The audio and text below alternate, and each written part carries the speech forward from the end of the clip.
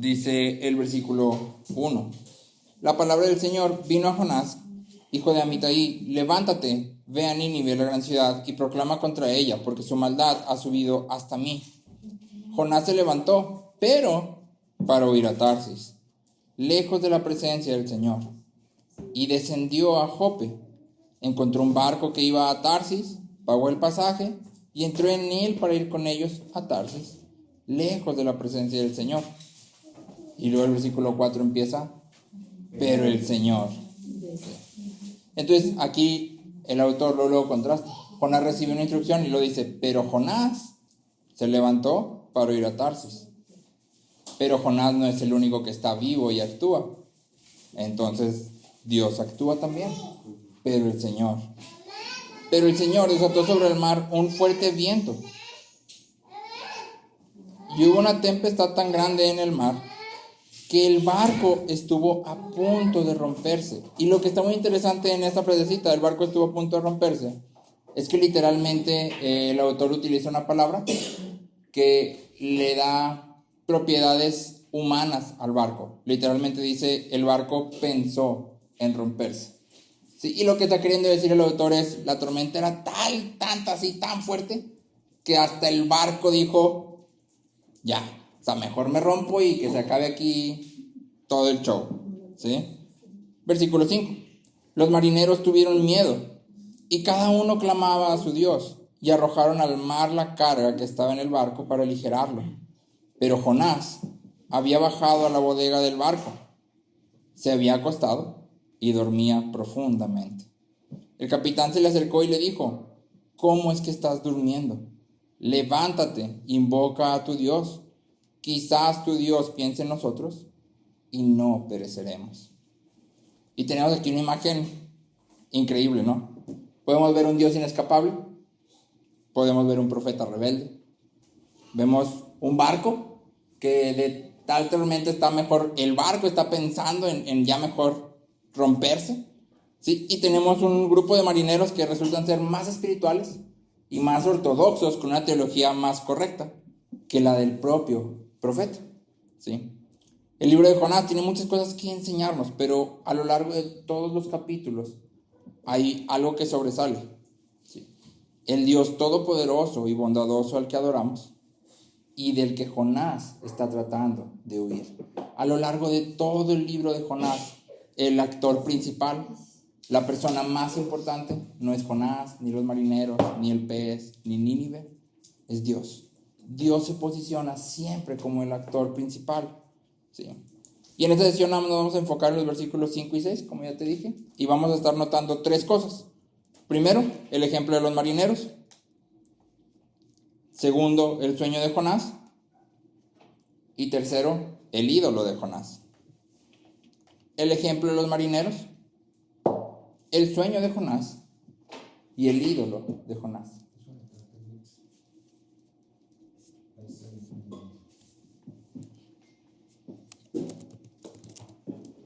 Entonces, el ejemplo de los marineros, el sueño de Jonás y el ídolo de Jonás. Estas son las tres cosas que vamos a estar revisando hoy. Más que nada, vamos a estar revisando el tercer punto, es en el que más nos vamos a enfocar.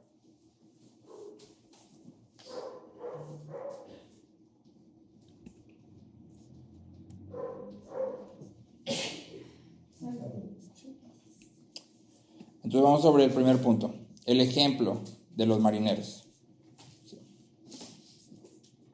El pecado nunca escapa sin ser castigado. Ningún hombre puede pecar sin sufrir las consecuencias, ya sea en esta vida o en la vida venidera. Pero algo que es importante notar es que nuestro pecado no solo nos afecta a nosotros. La Biblia es clara. Nuestro pecado afecta nuestra relación con Dios, afecta nuestra relación con otros y afecta directamente a otros. Sí, creo que el ejemplo más claro de todo esto puede ser el caso de David y Betsabé. Sí. El niño de ambos muere. Por el pecado de David, el niño de ambos muere. Todos sufren. el pecado no solo te afecta a ti. Y esto es algo que hemos estado hablando en la iglesia desde hace mucho tiempo. Ni siquiera el pecado oculto te afecta solo a ti. Aunque tú creas que está escondido, siempre hay algo que sale a la luz. Y aunque nadie sepa lo que estás haciendo, estás afectando a las personas a tu alrededor. ¿Sí? Entonces aquí en Jonás nos encontramos con un grupo de marineros que, como dicen, sin saberla ni temerla, se encuentran ante una tormenta inmensa. ¿Sí? Tan grande y terrorífica como para que los marineros digan, esto es algo divino, algún Dios tiene que estar enojado, esto no es algo normal, ¿sí? Entonces los marineros rápidamente buscan solucionar el problema teológico, ¿no? Ok, no podemos hacer nada, no hay nada que hacer, la tormenta es algo que nunca antes hemos visto, ¿qué podemos hacer? Orar. Esa es la única opción que tenemos, orar y tirar todo por la borda, ¿sí?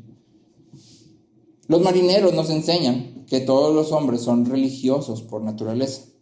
¿Sí?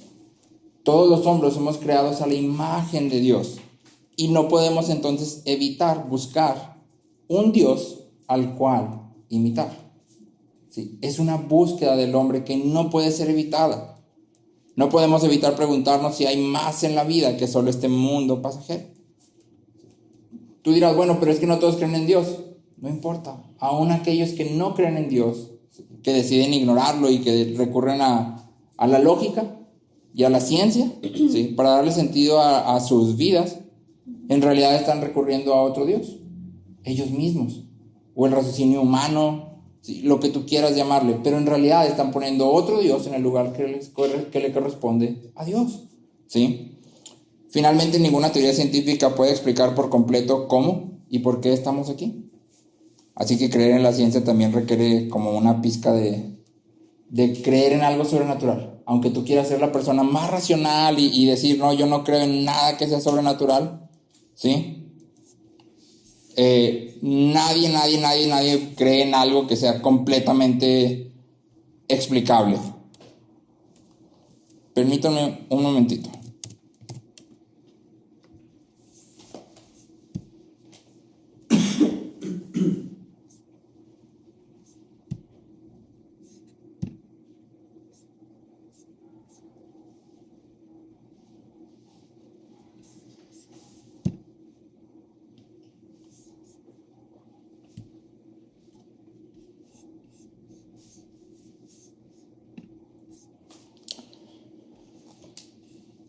Por otro lado, hay quienes recurren a otras religiones, ¿sí? Tal como esos marineros. Algunos comentaristas dicen, tenemos aquí a una tripulación internacional, porque si te fijas dice que cada uno clama a su propio Dios, es decir, cada uno tiene así como que, ahora sí que su Dios de su región. Generalmente en ese tiempo los paganos tenían dioses por áreas, ¿sí?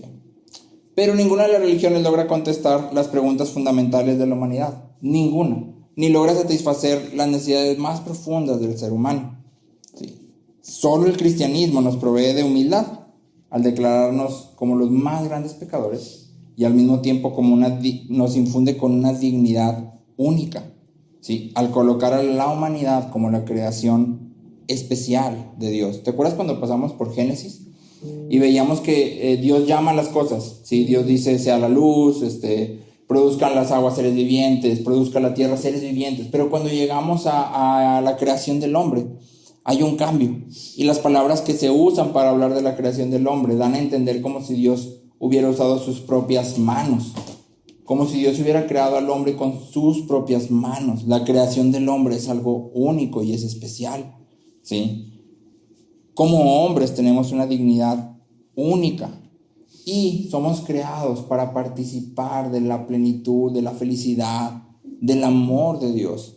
Cuando tú vas y revisas todas las demás religiones, las religiones están huecas en ese sentido, ¿sí? En muchas de las religiones paganas, en el tiempo en que Jonás es escrito, los seres humanos son el resultado de guerras cósmicas entre dioses que simplemente llegaron a existir porque, pues sí, o porque el dios necesitaba a alguien que lo sirviera, o porque fue un evento aleatorio, o porque, sí. Cuando revisamos las religiones de hoy por hoy, ¿sí? Muchas se tratan de, pues estás viviendo en un ciclo, tienes que portarte bien para poder salir del ciclo y entonces llegar a...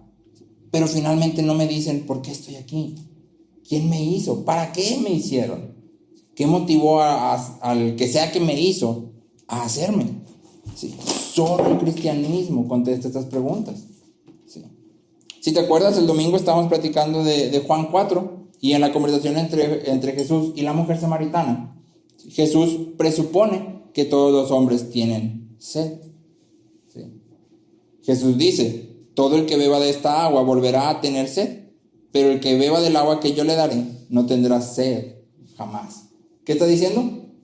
Todos los hombres tienen sed, que justamente eso nos compartió el pastor Marcos el domingo. Todos los hombres tienen sed.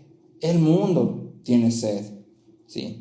Y el mundo clama con fuerza, buscando darle sentido a la vida, buscando felicidad, buscando satisfacción en cualquier lugar que crea que pueda encontrar la satisfacción. Y solo la iglesia, solo tú y yo puede proveer al mundo lo que necesita, ¿sí? Solo la iglesia puede decir al mundo: este es el Dios, que es el único que va a satisfacer tu necesidad, ¿sí? La pregunta que debemos hacernos es: ¿estoy consciente de las necesidades a mi alrededor? Porque generalmente la gente no va a venir y te va a decir: oye, es que mi mayor anhelo es ser feliz, pero no sé cómo. O es que me siento totalmente insatisfecho. La gente generalmente no dice eso. Generalmente está buscando llenar los huecos con algunas otras cosas. Y lo que tú y yo vemos es la vida cuando está llena de esas cosas. Y debemos de poner atención, qué es lo que esta persona está buscando y cómo el evangelio responde a esa búsqueda, ¿sí? Entonces los marineros nos enseñan que todos los hombres tienen sed. Todos los hombres somos religiosos por naturaleza. Todos los hombres sabemos que hay algo más. Aún aquellos que tratan de negarlo, creen de una u otra forma en cosas sobrenaturales, ¿sí? En cosas inexplicables, en poderes superiores, siempre es algo que está ahora sí que intrínseco en la naturaleza humana, ¿sí? Y esta pregunta, ¿estoy consciente de la necesidad a mi alrededor?, nos lleva al segundo punto, que es el sueño de Jonás.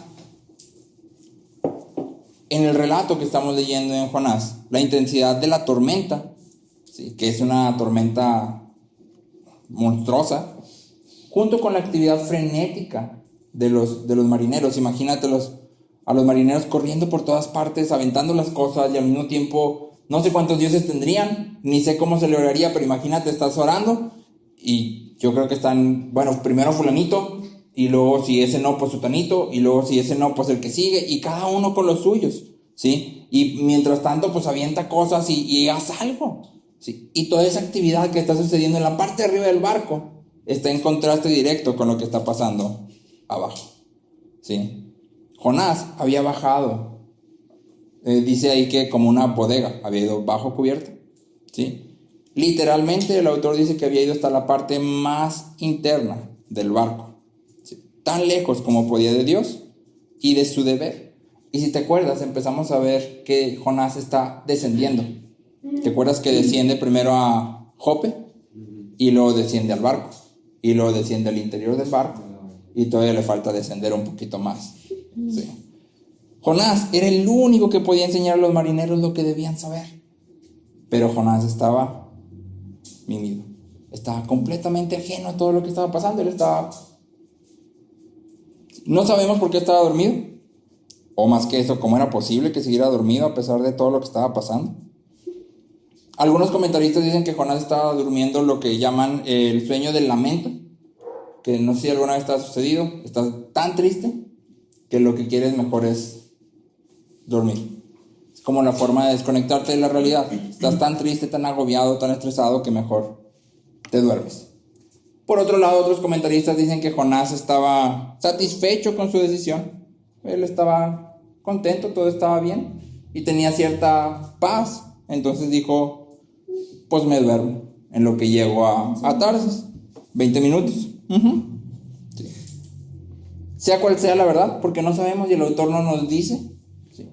Lo que sí sabemos es que no fue el temor lo que hizo que Jonás desobedeciera a Dios. Sí. Muchos pudiéramos alegar que fue el temor a ir a Nínive lo que hizo que Jonás huyera, pero si fuera temor al ver la tormenta, la reacción de Jonás hubiera sido otra.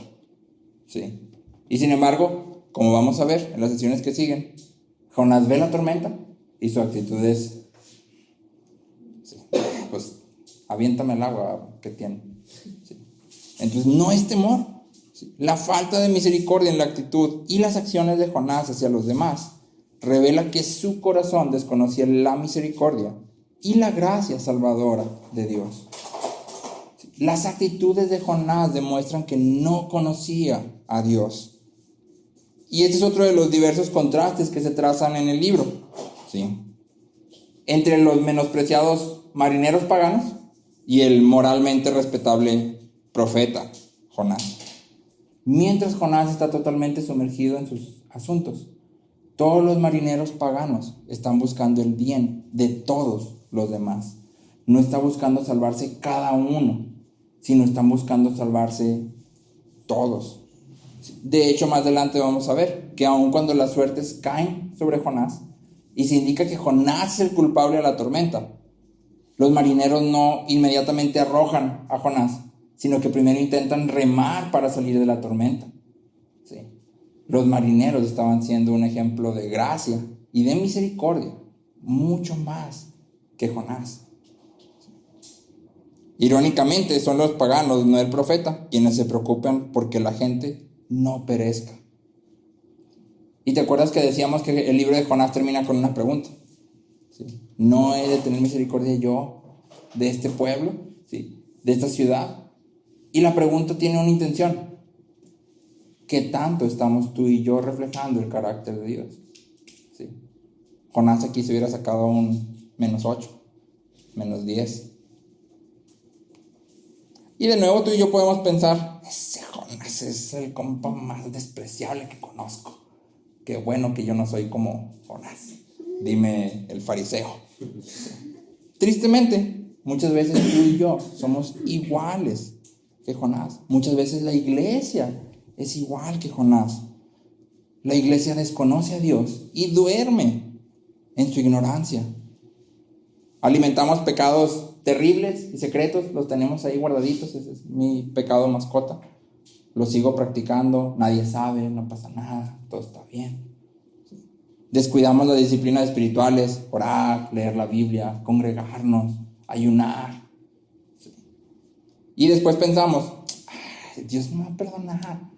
Pues si Dios es bueno, ¿sí? Lo que Dios hace es, pues, perdonar. ¿Qué pasa? Pues nada. Pero esto es un total desconocimiento de Dios. ¿Sí? Ciertamente Dios es misericordioso y lento para la ira, pero la experiencia de Jonás nos recuerda que la santidad de Dios demanda juicio contra el pecado. El pecado no puede quedarse impune. ¿Sí? Hebreos 12:6 dice: porque el Señor al que ama disciplina y azota a todo el que recibe por hijo. Y aquí creo que queda muy bien lo que el pastor Marcos nos enseñaba en la sesión pasada: temor y esperanza.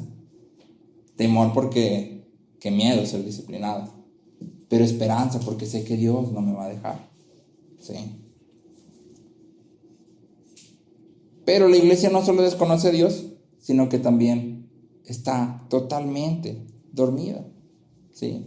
Y vemos la somnolencia de la iglesia en el descuido de la oración, en el poco interés de la teología. En vez de aprender teología o de enseñanzas doctrinales cargadas, preferimos algo que me enseñe como un estilo de vida más acá, cristianoide, que sea como más mi onda, y buscamos eso, ¿sí?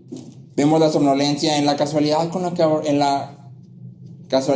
abordamos la alabanza y la vida de iglesia. Si llegamos a la alabanza en la iglesia y ahorita vengo y ya estoy en el celular y juego y me distraigo ¿sí?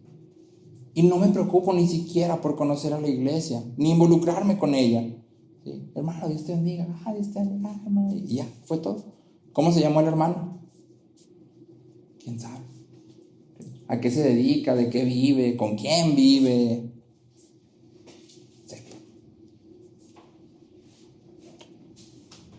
Y lo vemos también en la falta de preocupación por proclamar el evangelio al mundo. Y creo que esto es algo en lo que nos podemos, malamente, identificar. Muchas veces estamos así. Y es una condición bastante miserable, tomando prestado de Pablo.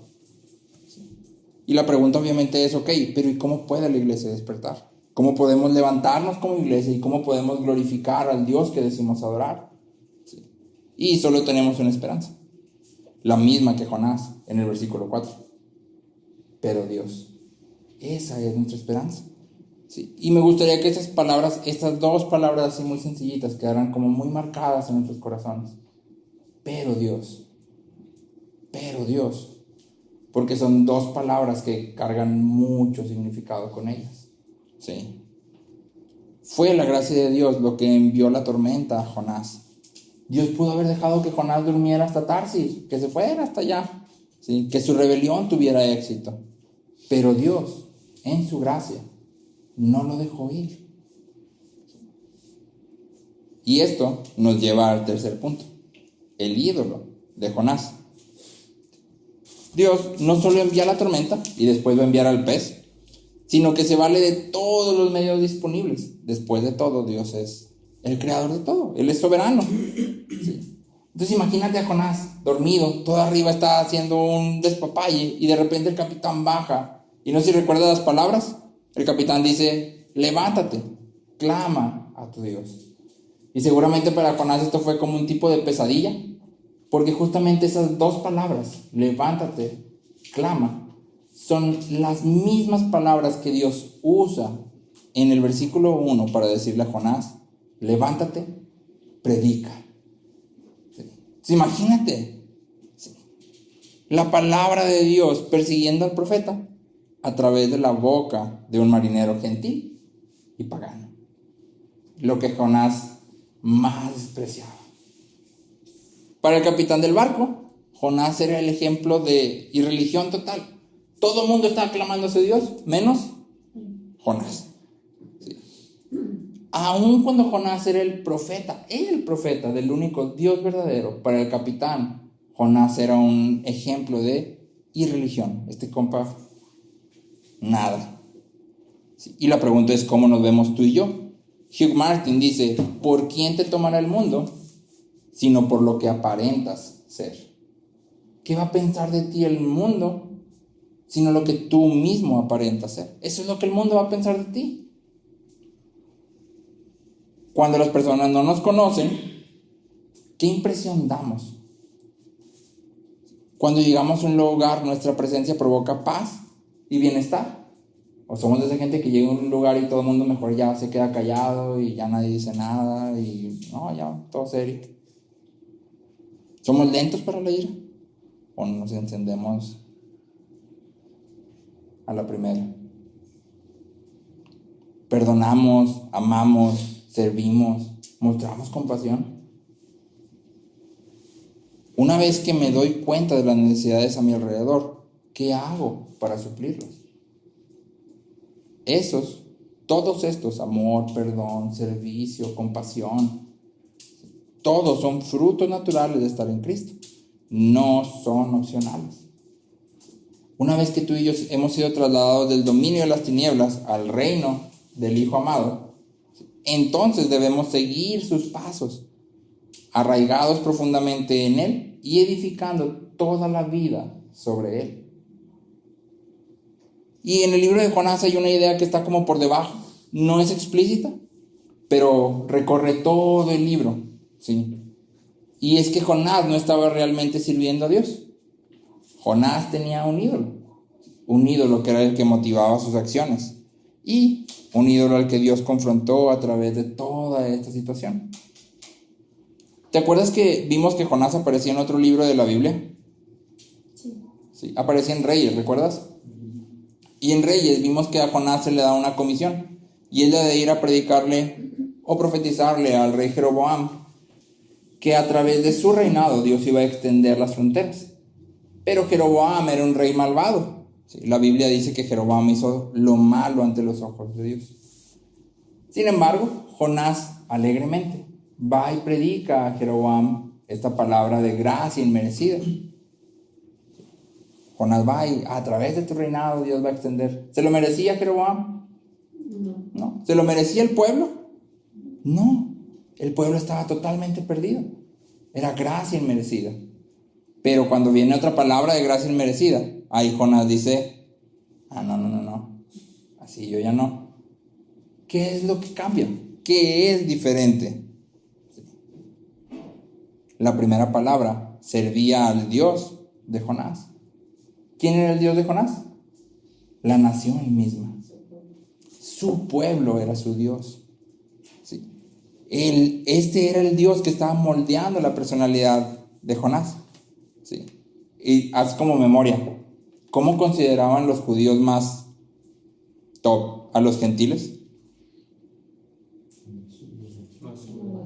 Menosprecio, ¿no? Y aparte se sentían los más top, eran soberbios, porque eran los elegidos. Los demás no. Y eso era lo que estaba moldeando la conducta de Jonás. Jonás no podía servir a Dios porque estaba ocupado sirviendo a su propio Dios. Y la pregunta para ti y para mí es, ¿a qué Dios estamos sirviendo? ¿Cómo podemos proclamar la gloria del Evangelio si guardamos ídolos en nuestros corazones? Pero más importante, ¿cómo podemos hacer para identificar nuestros ídolos sin que tengamos que comprar un boleto a Tarsis y luego que una tormenta nos ataque y luego que seamos tirados adentro de una ballena, de un pez grande y un sinfín de cosas más que Jonás todavía tiene que contarnos? ¿Cómo podemos saber cuáles son los ídolos en nuestro corazón? Sí. Aquí me gustaría tomar 4 preguntas que Timothy Keller hace para identificar los ídolos en nuestros corazones. Sí. John Stott dice que un ídolo es cualquier cosa buena que elevamos a un nivel inapropiado. ¿Sí?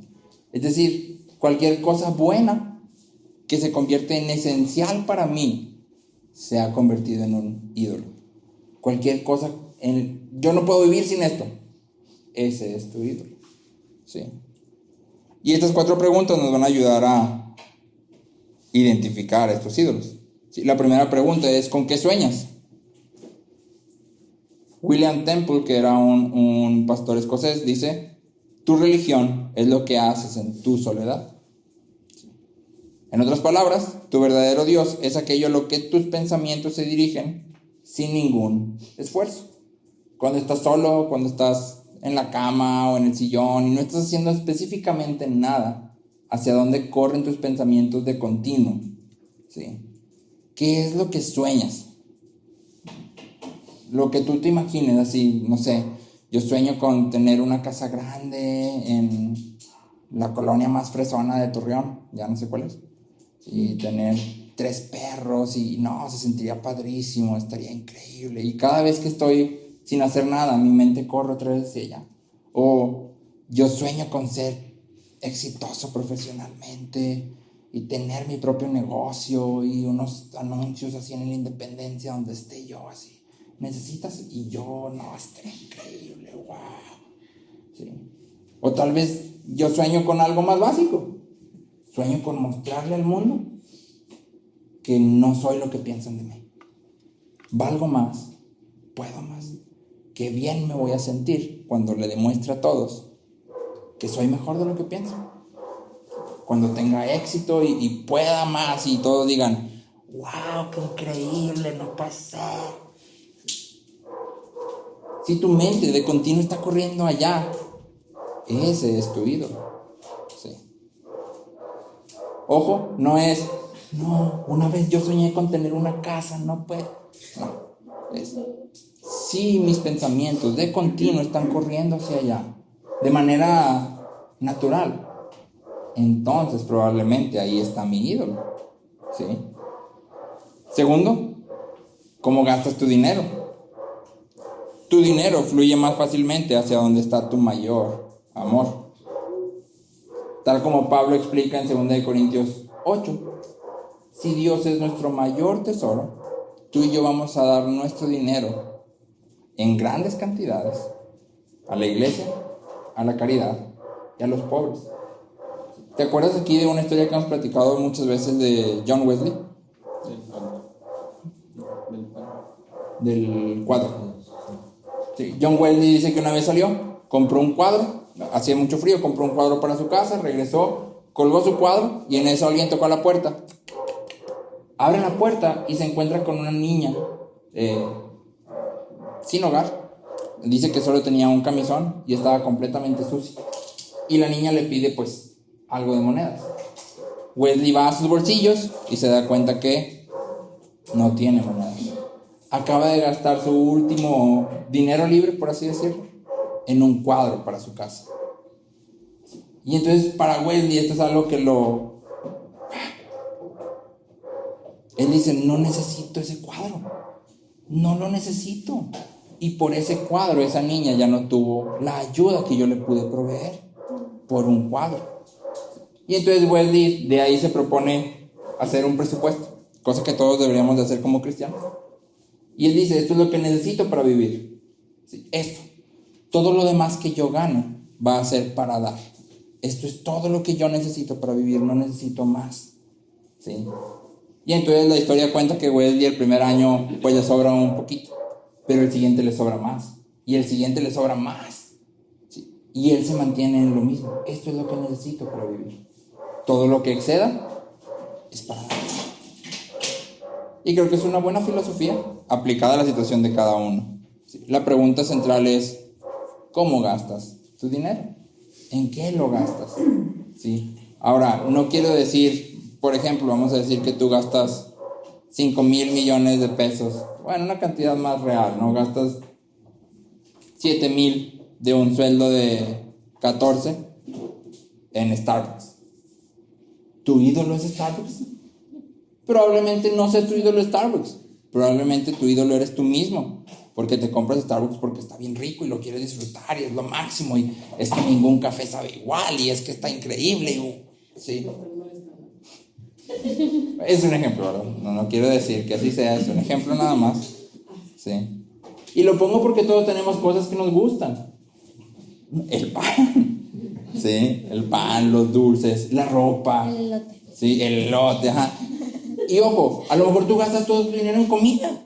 Y no quiere decir que tu ídolo es la comida. Tu ídolo tal vez es el placer que sientes cuando comes. Tu ídolo eres tú mismo. ¿Sí? ¿En qué gastas tu dinero? Ahora, si no sabes en qué gastas tu dinero, pues es buen momento para hacer un presupuesto y que te des cuenta en qué gastas tu dinero, ¿verdad? La tercera pregunta que Keller pone es, ¿cómo respondes a las oraciones no contestadas? ¿Qué haces cuando oras y Dios no contesta? ¿Sí? Se vale estar triste, se vale desilusionarnos, es natural, sí, se puede. Pero tenemos que seguir caminando, tenemos que seguir haciendo lo que nos toca. ¿Sí? En las palabras de la sabia Elizabeth Elliot, haz lo que te toca. ¿Sí? Sin importar la situación, haz lo que te toca. Pero si cuando Dios no nos contesta, nos enojamos y renegamos o caemos en tristeza profunda, entonces tal vez eso por lo que orábamos es nuestro Dios. Y Dios se convierte solo en un medio para llegar a nuestro verdadero Dios. ¿Sí?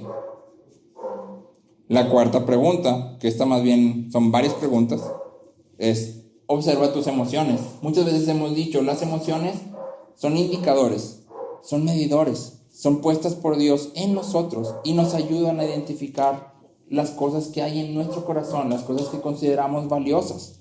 ¿Sí? Observa sobre todo aquellas cosas que usualmente, aquellas emociones que usualmente te llevan a hacer cosas incorrectas. ¿Sí? Es que yo me enojo y digo un chorro de cosas que no debería. Ok, pon atención a tu enojo. ¿Qué te hace enojar? ¿Sí?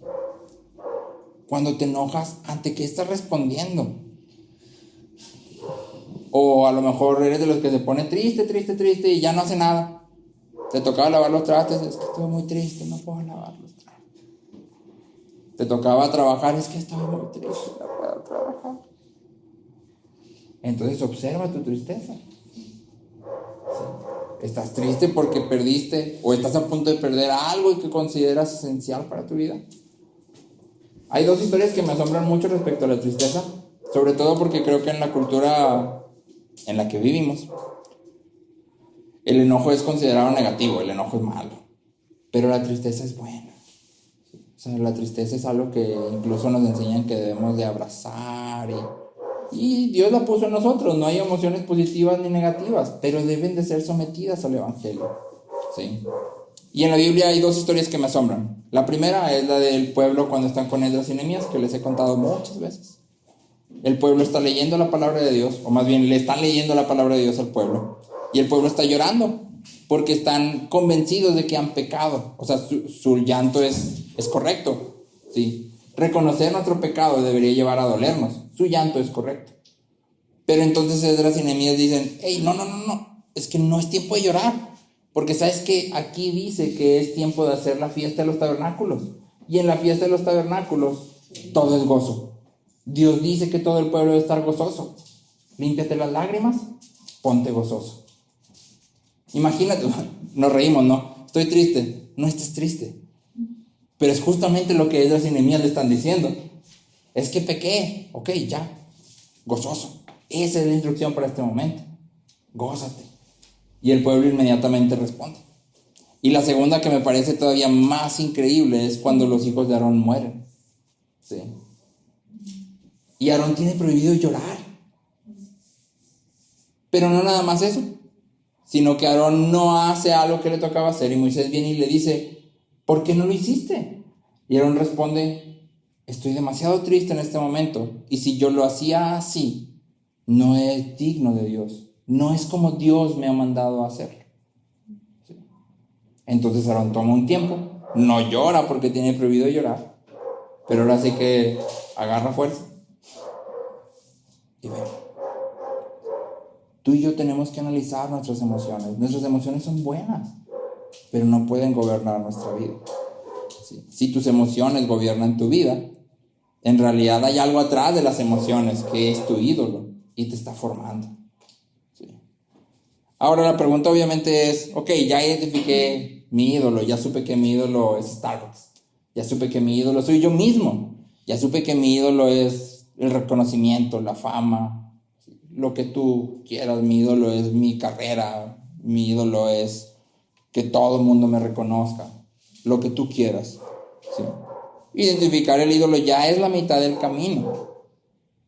Sí, vamos a hacer la iglesia que el mundo necesita. No basta con identificar al ídolo, hay que deshacernos del ídolo, ¿sí? Porque ¿de qué sirve decir: este es mi ídolo, lo voy a cuidar? Ok, este es mi ídolo, necesito derrocarlo, necesito destruirlo, ¿sí? ¿Cómo lo hacemos? Primero, arrepiéntete de tu ídolo. Y en el arrepentimiento, algo que hemos hablado varias veces, es que debemos de llamar las cosas como son. Si tú dices: no, pues es que, o sea, sí, yo quiero que la gente sepa que yo valgo más, que yo puedo más, pero es que también mira cómo me han... Estás excusándote. Ya no es arrepentimiento. Llámalo por lo que es. Mi ídolo es mi ego. Yo quiero que la gente me reconozca, yo quiero que la gente me alabe, yo quiero que la gente, ¿sí? O mi ídolo es el placer. Lo que más me importa a mí es sentir placer y lo encuentro en la comida, y eso es lo que yo quiero.